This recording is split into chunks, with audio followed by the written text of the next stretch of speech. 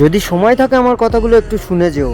সালটা ছিল 2024 সাল আর মাসটা ছিল সেপ্টেম্বর, যেই সময়টা আমার জীবন থেকে অনেক কিছু কেড়ে নিয়ে গেছে, আবার অনেক কিছু শিখিয়েও দিয়ে গেছে। যেই সময়টায় আমি একটা রেস্টুরেন্টে কাজ করতাম, যেখানে নিজে খাওয়ার টাইম পেতাম না। সকালের ভাত খেতাম সন্ধ্যা 6টায় আর রাতের ভাত খেতাম ভোর 4টায়।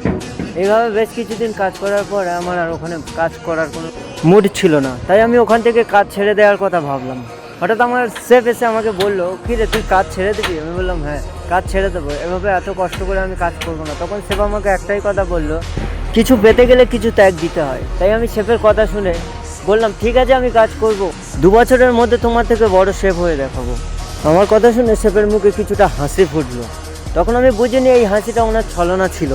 বেশ কিছুদিন পরে দুর্গাপূজা এলো। দুর্গাপূজা কেটে যাওয়ার পরে যখন পেমেন্টের সময় এলো, তখন ওখান থেকে আমাদের অন্য জায়গায় ট্রান্সফার করে দিল। তখন আমি বুঝিনি এগুলো ওদের চাল ছিল, আর ওরা ছিল 1 নম্বর দালাল, যার জন্য আমি ওদের ফাঁদে পা দিয়ে সব কিছু হারালাম। তাই তোমাদেরকে বলছি, দুর্গাপূজার সিজনে যদি কেউ তোমাদের হোটেল বা রেস্টুরেন্টে কাজ করার জন্য বলে, একটু ভেবে চিনতে কাজে যেও। ধন্যবাদ।